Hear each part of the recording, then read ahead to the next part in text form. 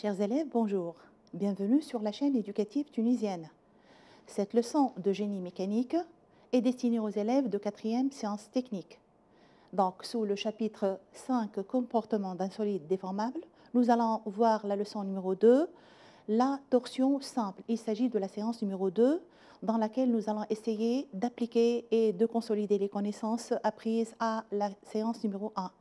Je rappelle que cette séance est préparée et présentée par moi-même, Agrbi Amel, sous la direction de Monsieur l'inspecteur Lotfi Saïd.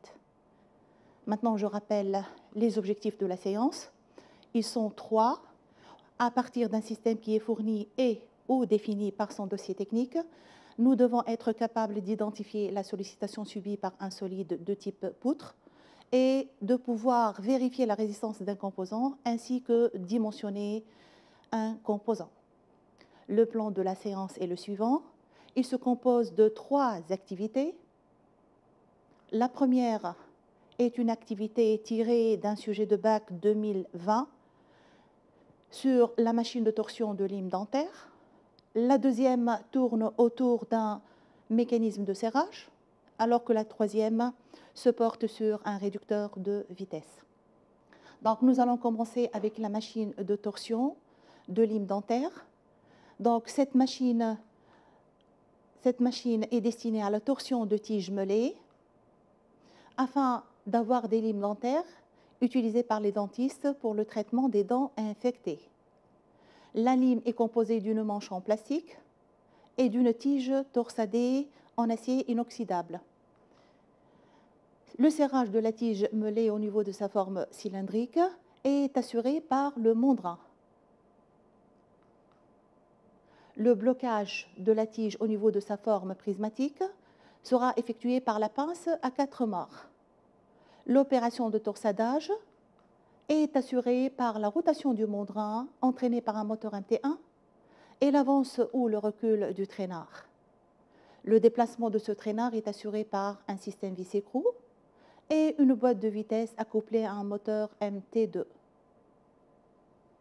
Donc, nous allons nous intéresser particulièrement à cette partie en bleu, donc, qui comprend le moteur, la boîte de vitesse et la vis mère, dont voici le dessin d'ensemble.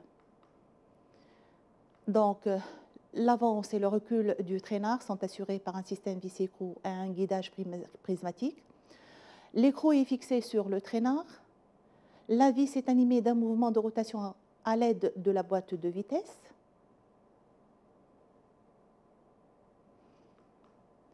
Le mouvement de rotation de l'arbre moteur 1 est transmis à la vis mère 36 à travers un ensemble de roues dentées et l'un des 2 embrayages E1 ou E2 selon la vitesse de déplacement du traînard. Dans une première question, on nous demande d'identifier lesquels de ces arbres que l'on va citer par la suite est sollicité par la torsion en cochant la case correspondante dans le tableau suivant. Donc, puisqu'on a 2 embrayages, donc on va considérer la première étape lorsque l'embrayage E1 est actionné. On va essayer d'identifier lequel de ces arbres est sollicité par la torsion. Pour ce faire, nous allons utiliser le dessin d'ensemble et nous allons l'assister avec un schéma cinématique. Comme vous remarquez, le mouvement qui vient depuis le moteur grâce à un pignon arbré repère 6 va transmettre son mouvement à une roue dentée repère 42. Cette roue 42, lorsque E1 est embrayé, donc sera considérée comme étant en liaison encastrement avec la roue repère 33. Voici. Cette roue 33, à son tour, va transmettre son mouvement vers 39. Remarquez bien que le pignon arbré 30 ne fait que tourner, mais il tourne à vide. Il n'est pas sollicité avec un phénomène de torsion. Donc, seuls les arbres 6 et 39 sont sollicités à la torsion. Maintenant, si on considère l'embrayage E2 qui est actionné, le mouvement va parvenir depuis le moteur à travers le pignon arbré 6 vers la roue 42 qui est encastrée avec le pignon arbré 30, ensuite vers la roue 19 qui, dans le cas où l'embrayage E2 est actionné, ce mouvement sera transmis vers 10. Donc 10 et 19 seront considérés comme étant en liaison encastrement. Ce 10 va à son tour engendrer le mouvement de rotation de 33, lequel va transmettre son mouvement vers le pignon arbré 39. Cette fois-ci, comme vous remarquez, tous les arbres sont sollicités à la torsion, à commencer par 6, 30, 24 et 39. Maintenant, nous allons nous intéresser à la résistance du pignon arbré 39. Voici ce pignon arbré 39. Nous allons nous intéresser particulièrement à la section S, laquelle, donc, cette poutre sera considérée comme une poutre cylindrique creuse, sollicitée à la torsion. Donc, nous sommes appelés à dimensionner cette poutre. Donc, cette poutre sera assimilée à une poutre cylindrique creuse, sollicitée à la torsion de diamètre extérieur grand D et de diamètre intérieur petit d. Donc, ce pignon arbré 39 est en acier de résistance pratique au glissement RPG égale 68,75 Newton par millimètre au carré.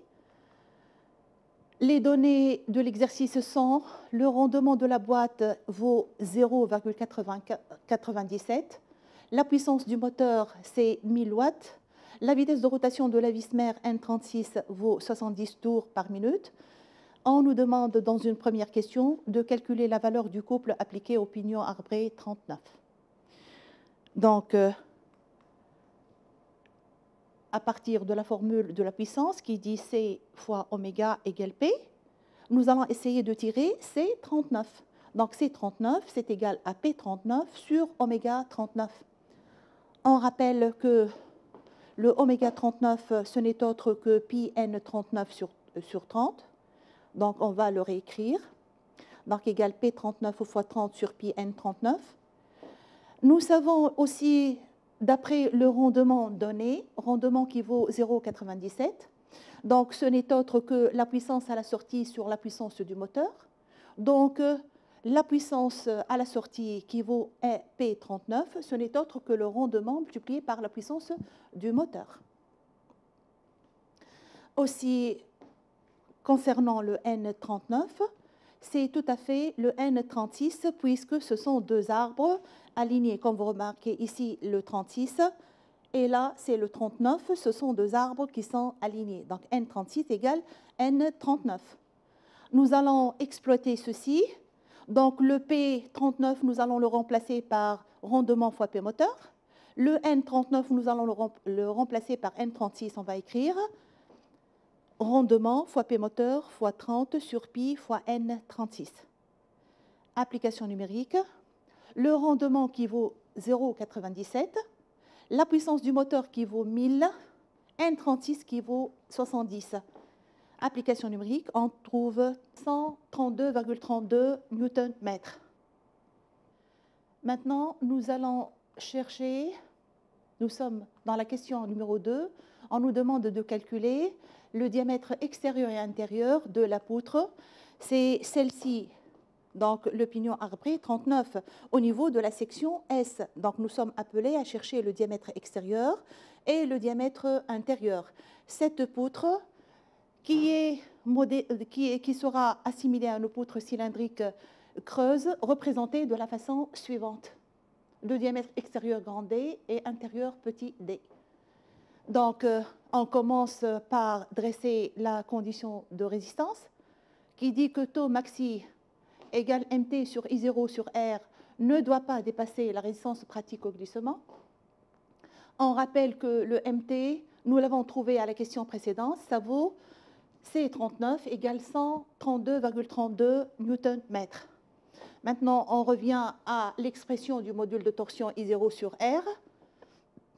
qui s'écrit sous la forme pi fois, entre parenthèses, d extérieur à la puissance 4 moins d intérieur à la puissance 4 sur 32, sur le rayon qui vaut d sur 2.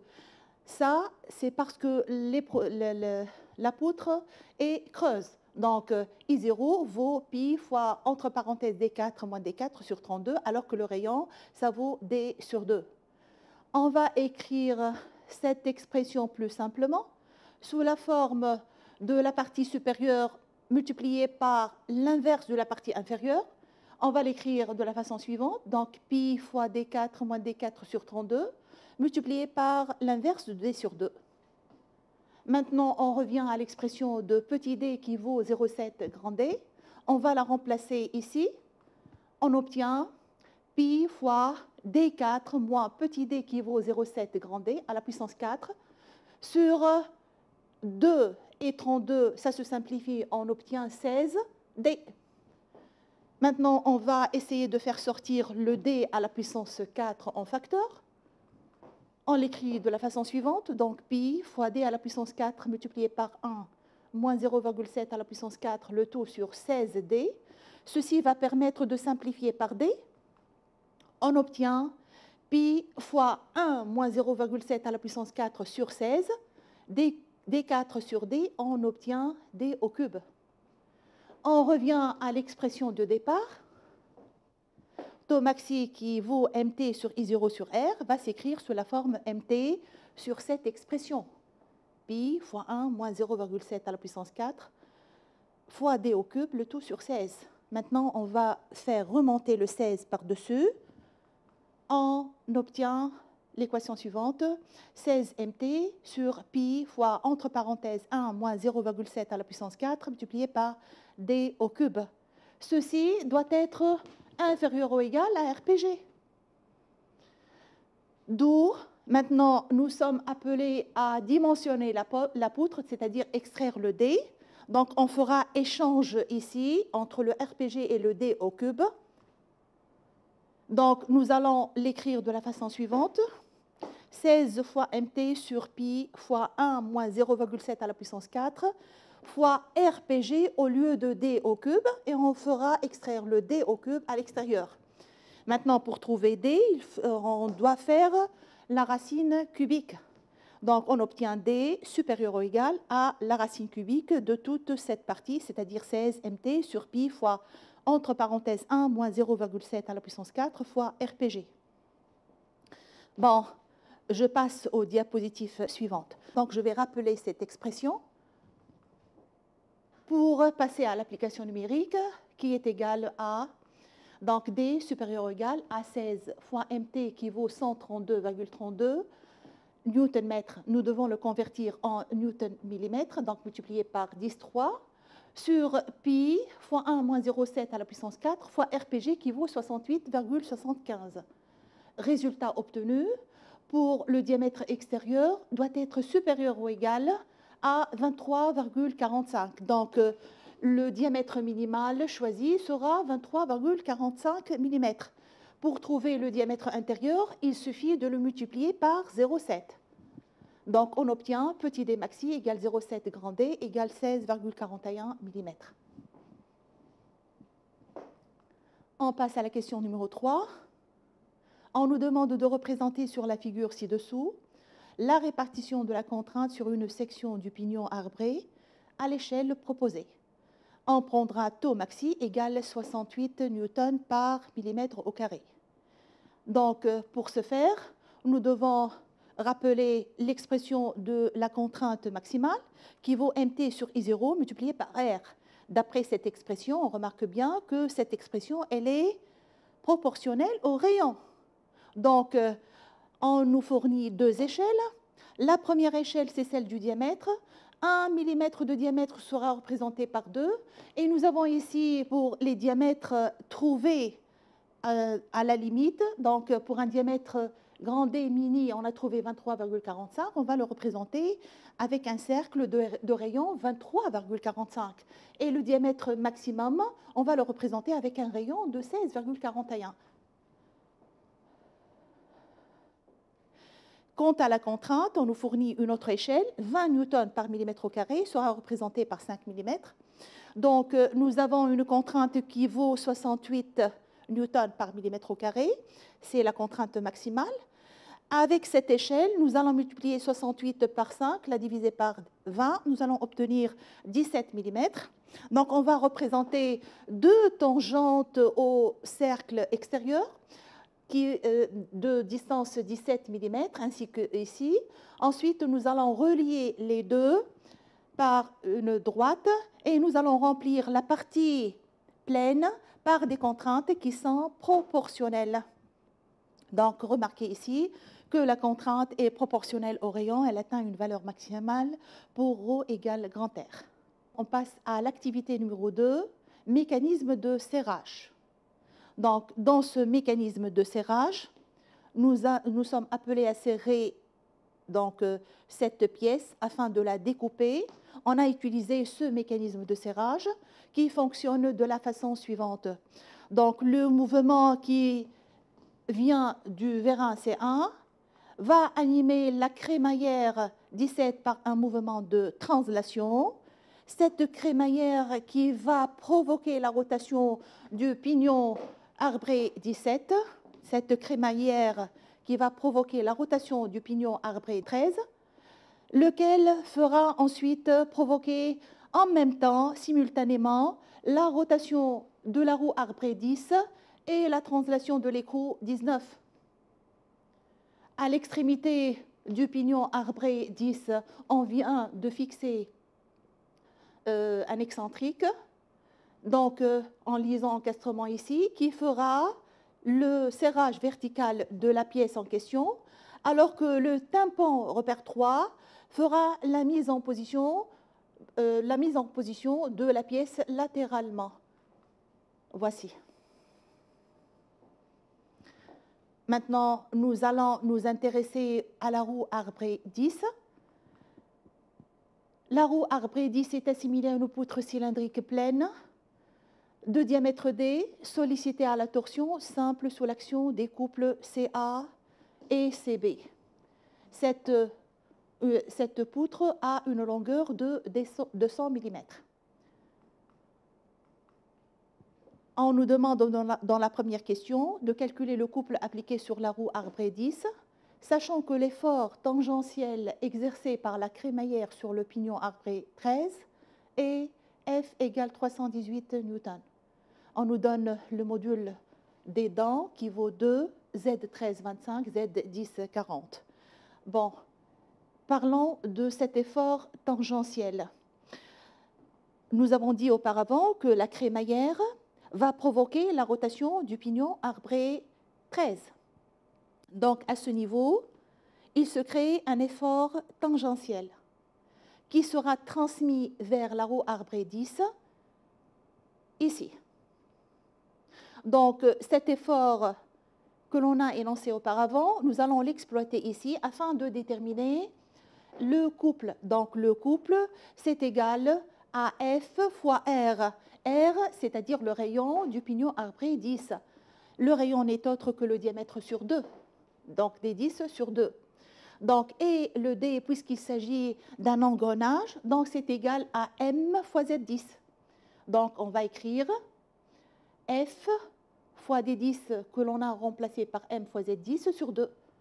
Et comme le module est égal à 2, nous allons simplifier par 2, on obtient F fois Z10. Application numérique, donc 318 multiplié par 40 égale 12 720 newton millimètre. Donc, ça s'écrit aussi 12,72 newton mètre. La question 2, on nous demande de calculer l'angle unitaire de torsion, sachant que l'on donne un diamètre de la poutre qui vaut 12 mm et que G vaut 80 000 newtons par millimètre au carré. L'angle unitaire de torsion a pour expression la suivante MT sur G fois I0. Avec une poutre cylindrique pleine, le I0 vaut pi fois D à la puissance 4 sur 32, que nous allons remplacer ici. Donc, on va obtenir MT sur G fois pi fois D à la puissance 4 sur 32. On ramène le 32 par-dessus. Donc, ceci va, donc application numérique, on obtient 32 fois le MT que l'on a trouvé à la question précédente, 12,72 Nm, nous devons le convertir en Nm-millimètre pour que l'équation soit homogène puisque le diamètre est donné en millimètres, sur le G qui vaut 80 000 newtons par millimètre au carré, multiplié par pi, multiplié par le diamètre qui vaut 12 à la puissance 4. On obtient comme résultat 7,81 fois 10 moins 5 radians par millimètre. Ça s'écrit aussi 7,81 fois 10 moins 2 radians par mètre. La question 3. On nous demande de déduire l'angle de torsion alpha en degrés entre les extrémités de la roue arbrée. Donc, le alpha n'est autre que θ multiplié par L. Le θ s'est trouvé à la question précédente, ça vaut 7,81 10 moins 5 radians par millimètre. Le L, c'est la longueur de la poutre qui vaut 200 mm. Donc, on fait le calcul, on trouve comme résultat 15,62 fois 10 moins 3 radians. Maintenant, nous allons convertir ce résultat en degrés. Donc, nous allons multiplier ce résultat par 180, le diviser par pi, afin de le convertir en degrés. Donc, on obtient alpha égale 15,62 fois 10 moins 3, multiplié par 180 sur pi, on obtient 0,895 degrés. Question 4. On nous demande de calculer la contrainte tangentielle maximale, taux maxi. Donc, d'après la formule de la contrainte maximale, c'est égal à mt sur I0 sur R. Et comme il s'agit d'une poutre cylindrique pleine, le I0, ça vaut pi d4 sur 32, le R, ça vaut d sur 2. Ça s'écrit plus simplement sous la forme mt sur pi d4 sur 32, multiplié par l'inverse de d sur 2. Donc, multiplié par 2 sur 2. Ceci va permettre de simplifier par d, de simplifier par 2. On obtient 16 fois mt sur pi fois d au cube. Application numérique. Donc, nous avons le mt qui vaut C10 qui vaut 12,72 Nm. Et nous avons un diamètre de 12 mm. On remplace ceci dans l'application numérique. On trouve 16 fois 12,72 fois 10 à la puissance 3, toujours pour le convertir en Newton-millimètre, sur pi fois 12 au cube. Résultat final, c'est 37,49 newtons par millimètre au carré. La question 5 nous demande d'indiquer pour chaque nuance du matériau du tableau ci-dessous la valeur de la résistance pratique au glissement RPG correspondante, sachant que REG vaut 0,5 RE et que S, c'est le coefficient de sécurité, ça vaut 4. Donc, on rappelle l'expression de RPG. RPG, c'est égal à REG sur S. Avec le REG qui vaut 0,5 RE, on le remplace, 0,5 RE sur S. Avec le S qui vaut 4, donc 0,5 RE sur 4. Donc, 0,5 sur 4, ça devient 8. Donc, on obtient RE sur 8. Le tableau des matériaux est les suivants. Les nuances données sont les suivantes, à commencer par S185, qui est un acier non allié d'usage général de résistance élastique qui vaut 185 mégapascales. Le S235, c'est un acier non allié d'usage général de résistance élastique qui vaut 235 mégapascales. Le C25, c'est un acier non allié de traitement thermique de 0,25% de carbone. Le C55, c'est un acier non allié pour traitement thermique de 0,55% de carbone. Et le dernier, 16 CRNI 6, c'est un acier faiblement allié dont le pourcentage de carbone vaut 16 par 100, donc 0,16% de carbone, contient 6 sur 4% de chrome, ça devient 1,5% de chrome, et quelques traces de nickel. Donc, on revient ici, on va essayer de chercher la résistance pratique au glissement. Donc, nous allons diviser ces résistances toutes par 8. Donc, quand on divise 185 par 8, on obtient 23,125. On divise 235 par 8, on trouve 29,375. 285 par 8, on trouve 35,625. 420 par 8, on obtient 52,5. 650 par 8, on obtient 81,25 newtons par millimètre au carré. La question 6, on nous dit d'en déduire toutes les nuances des matériaux du tableau ci-dessus qui garantissent la résistance de la roue arbrée 10 en l'encerclant. Alors, pour ce faire, nous allons dresser la condition de résistance qui dit que taux maxi ne doit pas dépasser la résistance pratique au glissement. C'est-à-dire, on rappelle que taux maxi, ça vaut 37,49 newtons par millimètre au carré. Quand on compare ce taux maxi avec les RPG de toutes les nuances ici, nous allons passer une à une.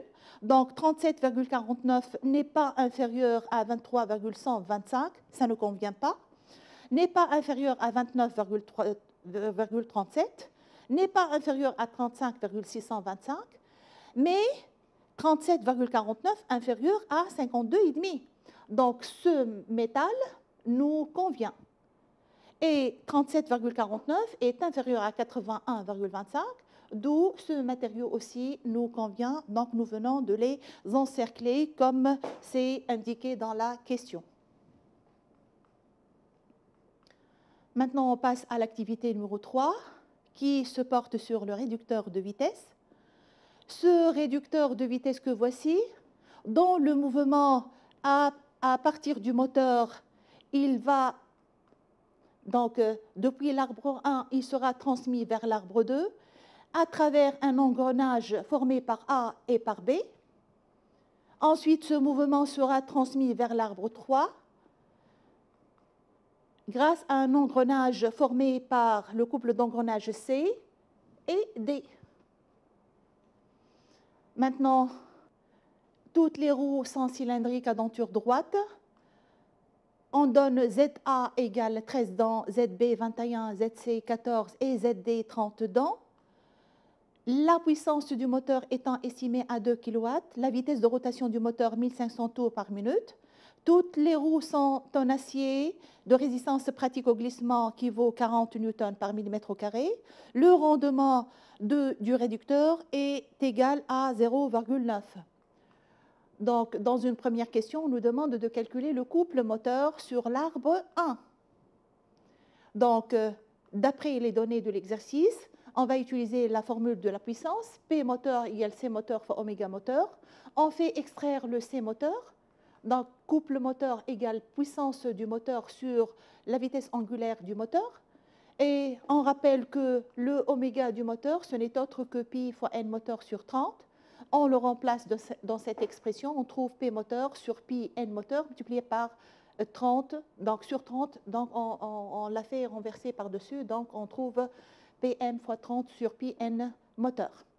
Application numérique, P moteur, on la rappelle, c'est 2 kW, et la vitesse de rotation du moteur, c'est 1500 tours par minute.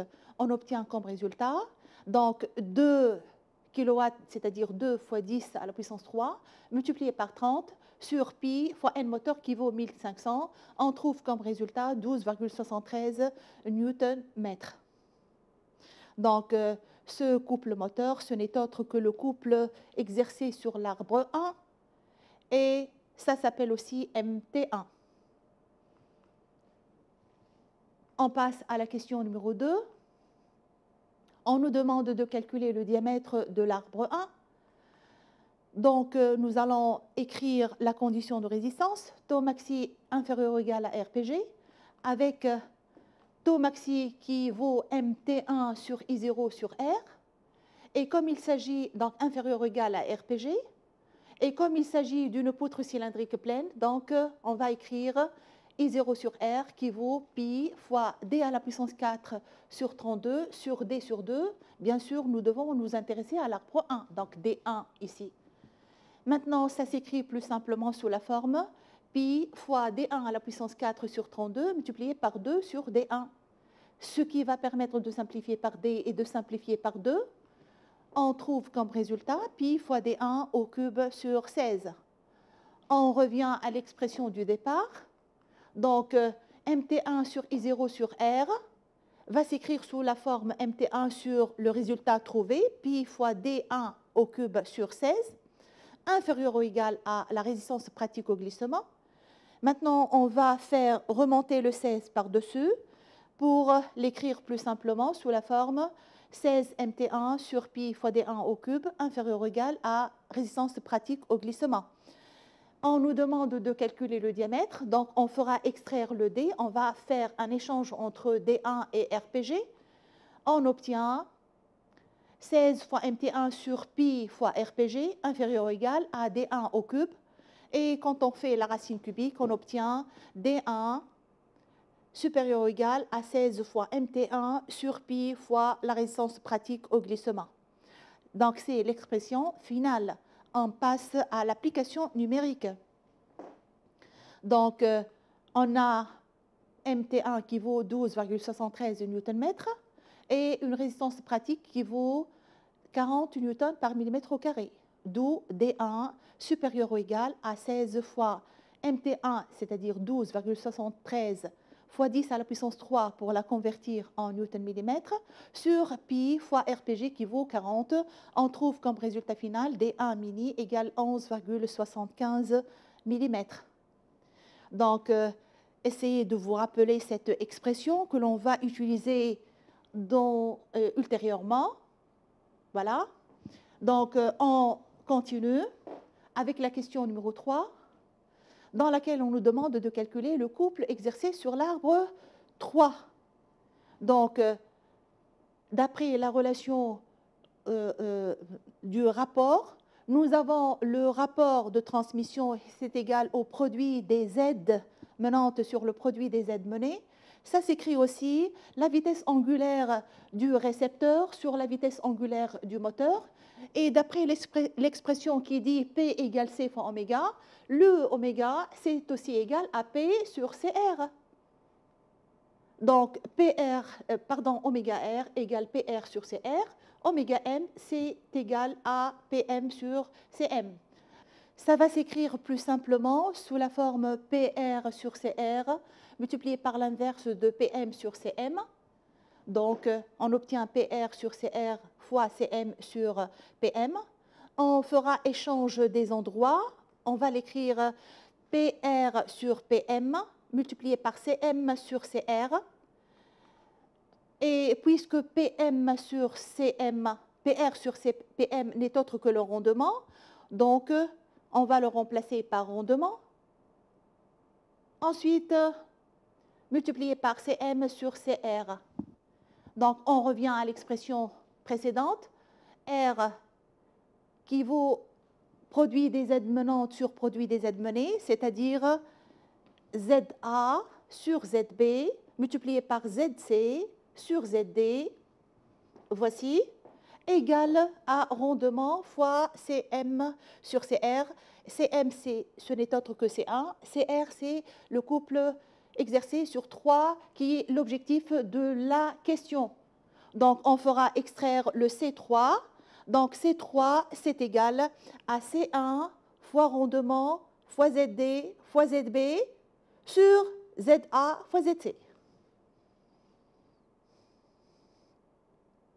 On remplace par les valeurs. On rappelle que le rendement, ça vaut 0,9. Le couple exercé sur 1, c'est 12,73 Nm.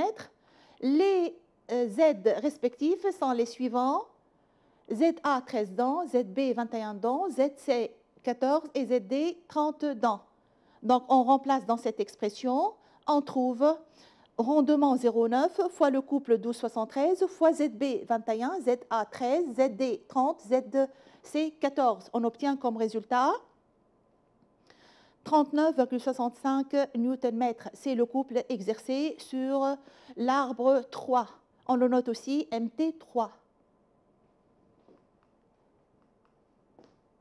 Dans cette question 4, on nous demande de calculer le diamètre de l'arbre 3. Donc, On rappelle l'expression de la condition de résistance, taux maxi inférieur ou égal à RPG. Donc, taux maxi qui n'est autre que MT sur I0 sur R. Nous sommes ici concernés par le moment de torsion exercé sur 3. Donc, MT3 sur I0 sur R, inférieur ou égal à RPG, qui s'écrit aussi sous la forme.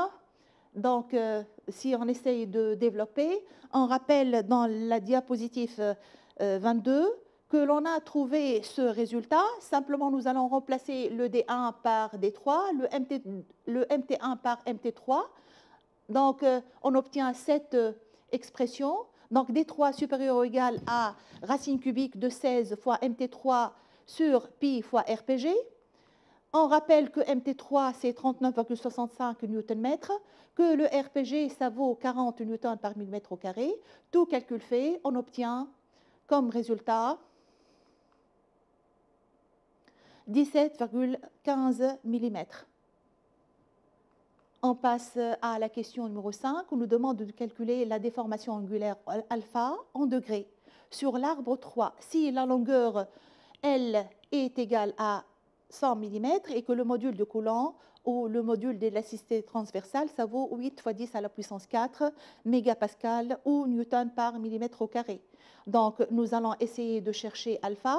Alpha qui est égal à θ multiplié par L, avec θ qui n'est autre que MT3 sur G fois I0, avec le I0 qui vaut pi fois D3 à la puissance 4 sur 32, donc multiplié par MT3, et on ramène aussi le G, multiplié par L.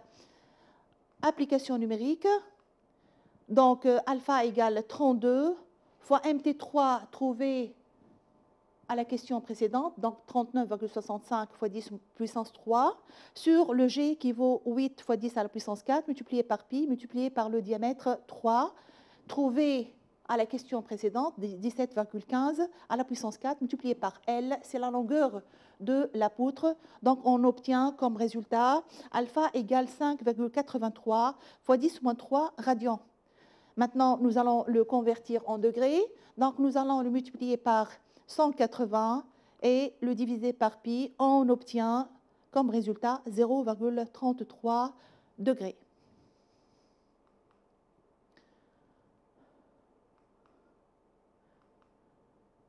La question numéro 6, dans laquelle on nous demande de calculer le diamètre D3' minimal de cet arbre si on souhaite limiter sa déformation à 0,5 degrés par mètre.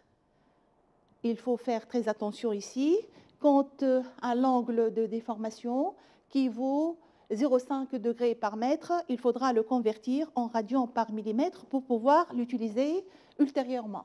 Donc, on commence par donner la condition de rigidité ici, θ inférieur ou égal à θ limite, avec θ qui vaut MT3 sur G fois I0, avec le inférieur ou égal à θ limite, avec le I0 qui vaut pi fois D3' à la puissance 4 sur 32. Donc, on obtient MT3 multiplié par 32 sur G fois pi fois D3' à la puissance 4, inférieur ou égal à θ limite. Donc, on nous demande de chercher D3'. Donc, on fera échange entre D3 et θ limite. On va faire descendre le θ limite et remonter D3' à la puissance 4.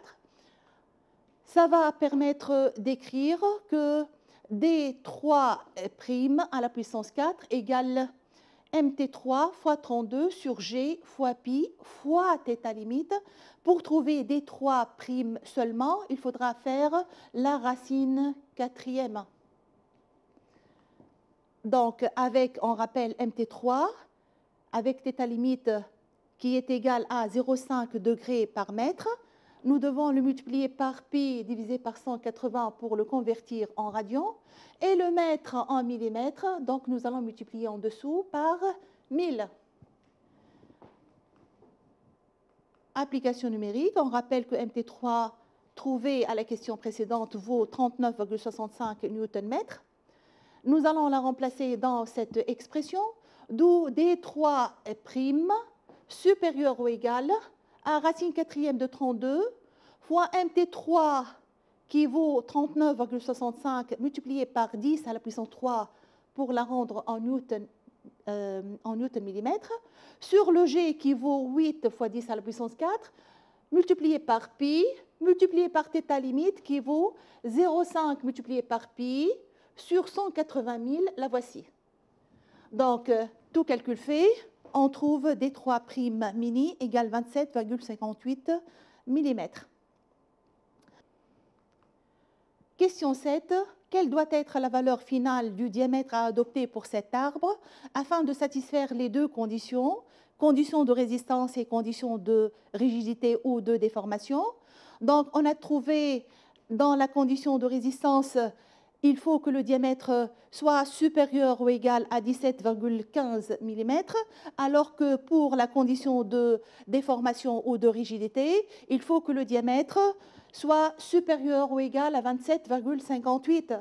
Donc, 17,15 satisfait la condition de résistance, ne peut pas satisfaire la condition de rigidité, alors que 27,58 satisfait les deux. C'est pour ça que l'on va choisir comme diamètre D3' qui vaut 27,58 mm. Ainsi s'achève notre leçon. Merci pour votre attention. Bon courage, bonne santé et bonne révision.